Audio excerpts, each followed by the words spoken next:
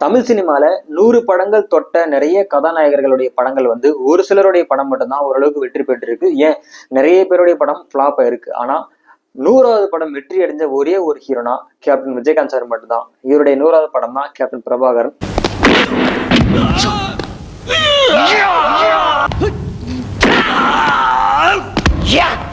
இந்த படம் உருவாகிறதுக்கும் இந்த படத்துடைய கதையில் நிறைய சுவாரஸ்யமான சம்பவம் நடந்திருக்கு. அதுவும் விஜயகாந்துக்கும் இந்த படத்துக்கு நிறைய தொடர்பு இருக்கு. அதை பத்தி இந்த வீடியோல பார்க்கலாம். அதுக்கு முன்னாடி நம்ம சேனலை சப்ஸ்கிரைப் பண்ணாம மறக்காம பாருங்க. கேப்டன் பிரபாகரன் விஜயகாந்தோடைய 100வது படம். எல்லா ஆக்ட்ரஸ் படமும் சுமாராக தான் போயிருக்கும். இது வந்து மிகப்பெரிய பிளாக் பஸ்டர். இந்த படத்தோடைய டைரக்டர் ஆர்.கே. செல்வமணியும் விஜயகாந்தோடைய நண்பர் ராவுத்தரும் இந்த படத்தை மிகப்பெரிய வெற்றி ஆகுன்னு சொல்லிட்டு பயங்கரமா பிளான் பண்ணி பக்காவா ரெடி பண்ணி பயங்கரமா படத்தை எடுத்து ரிலீஸ் பண்ணி வெற்றி பெற்றிருக்காங்க. இந்த படத்தோடைய கதை ஷார்ட்டா சொல்ல போனா, சந்தன கடத்தல் பண்ற ஒருத்தன் காட்டுல தனி அரசாங்கம் நடத்துறான். அவங்கள போலீஸ் பிடிக்க முடியாத காரணத்தினால ராணுவத்தோடைய உதவி நாடுறாங்க. அங்க கேப்டனா இருக்கிற விஜயகாந்த் அவர்கள் வந்து அந்த சந்தன கடத்தல் அக்யூஸ்ட பிடிச்சி எப்படி ஒப்படைக்கிறாரு. அதுதான் படம். அப்படின்னா இங்க இருக்கிற அரசியல்வாதி யாரும் தப்பே பண்ணது இல்லையா? அரசியல் எதிர்கட்சிக்காரங்க ஆளுங்கட்சிக்காரங்களை பார்த்து ஊழல் பேர் வழி திருடன்னு சொல்றாங்க.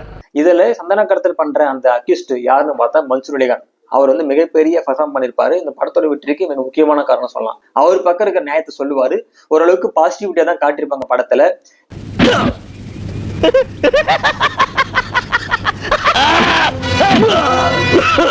இந்த படம் விஜயகாந்துக்கு 100வது படம். ஏன்னா 1979ல இனிக்கும் இளமை படத்துல அறிமுகமான விஜயகாந்த் அவர்கள் கிட்டத்தட்ட ஒரு 12 ஆண்டுகள்லயே 1991லயே 100வது படத்தை தொடர்றாரு. இதுல என்ன ஒரு ஆச்சரியமான விஷயம்னா, விஜயகாந்த் அவர்கள் தன்னுடைய முதல் படத்திலிருந்து 1991ல வந்த இனிக்கும் இளமை 100வது படம் வரைக்கும் ஒரு படம் கூட பிளாக் அண்ட் ஒயிட்ல நடிச்சதே இல்லை. ஃபுல்லா கலர் படம் தான். முதல் 100 படங்கள் முழுக்க கலர் படங்கள் நடிச்ச ஒரே ஒரு ஹீரோ 80s ஹீரோன்னு பார்த்தா விஜயகாந்த் அவர்கள் தான். இந்த படத்துக்காக பயங்கரமா மெனக்கெட்டு இருக்கார் ஆர்.கே. செல்வமணி. அதாவது சந்தன கடத்தல் சம்பந்தப்பட்ட கதைன்றதுனால ரொம்ப கேர்ஃபுல்லா ஒவ்வொரு சீன் பை சீனா காட்சிகளை ரொம்ப கேர்ஃபுல்லா எடுத்திருக்காரு. இந்த படத்துல சரத்குமார் அவர்கள் வந்து ஒரு நேர்மையான அதிகாரி நடிச்சிருக்காரு.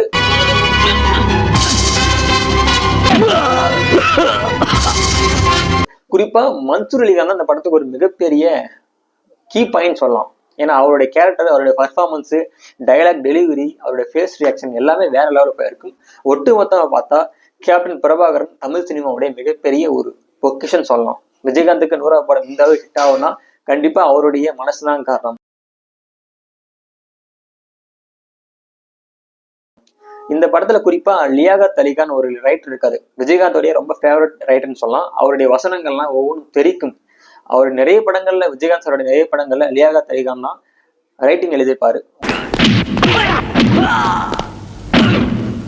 உங்களுக்கு கேப்டன் பிரபாகரன் எந்த அளவுக்கு பிடிக்கும் பார்த்து இருந்தா கீழே மறக்காம கமெண்ட் பண்ணுங்க. குறிப்பா விஜயகாந்த் சார் எந்த அளவுக்கு பிடிக்கும் அதையும் கமெண்ட் பண்ணுங்க. இது மாதிரியான வீடியோக்கள் தொடர்ந்து பார்க்கணும்னா நம்ம சேனலை மறக்காம சப்ஸ்கிரைப் பண்ணுங்க.